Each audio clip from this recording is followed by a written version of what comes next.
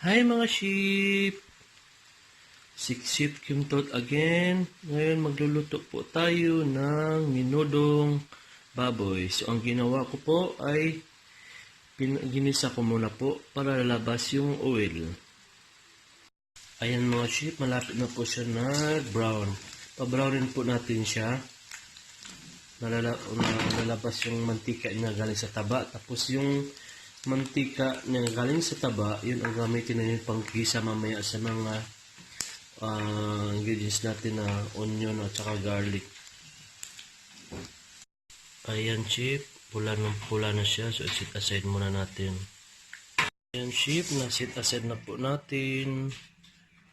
Ito po ang ingredients natin sa menudo. Patatas at carrots, inisa ko na po. Hotdog,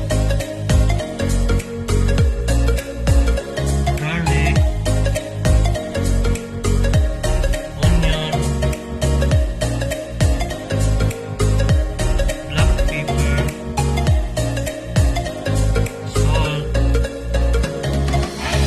ajinomoto, pork liver, soy sauce, oyster sauce, crab cheese, menudo mamasitas powder, green peas, green bell pepper,